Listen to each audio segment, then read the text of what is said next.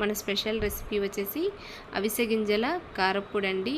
చాలా అంటే చాలా మంచిది ఆరోగ్యానికి. రోజు తొలి ముద్దలోకి 1 స్పూన్ వేసుకుని తింటే గనక కావాల్సిన పోషకాలు అనేవి అందుతాయండి. ఇప్పుడు ఈ హెల్దీ అయిన అవిసె గింజల కారప్పొడిని ఎలా ప్రిపేర్ చేసుకోవాలో చూసేద్దామండి. మీలో ఎవరైనా మన ఛానల్ని ఫస్ట్ టైం చూస్తున్నట్టయితే సబ్స్క్రైబ్ చేసుకోండి. వీడియోనైతే స్కిప్ చేయకుండా చూసేయండి.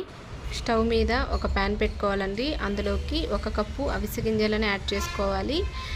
ఆయిల్ కానీ అలాంటిది ఏమీ యాడ్ చేయాల్సిన అవసరం లేదండి. డ్రై రోస్ట్ చేసుకుంటే సరిపోతుంది. ఫ్లేమ్ని మాత్రం లో ఫ్లేమ్లో పెట్టుకుని ఫ్రై చేసుకోవాలి. ఇవి ఫ్రై అయ్యాయి అంటే కనుక కొంచెం మనకి ఉబ్బినట్టుగా అనిపిస్తాయి. ఇలా ఫ్రై అయిన తర్వాత స్టవ్ ఆఫ్ చేసేసుకోవాలి. వీటిని ఒక ప్లేట్లోకి తీసేసుకుని అదే ప్యాన్లోకి 1 అరకప్పు తెల్ల నువ్వులను యాడ్ చేసుకోవాలండి. యాడ్ చేసుకుని వీటిని కూడా బాగా ఫ్రై చేసుకోవాలి. ఇవి నువ్వులు అనేవి త్వరగా వేగిపోతాయండి. ఎక్కువ టైం ఏం పట్టదు కాబట్టి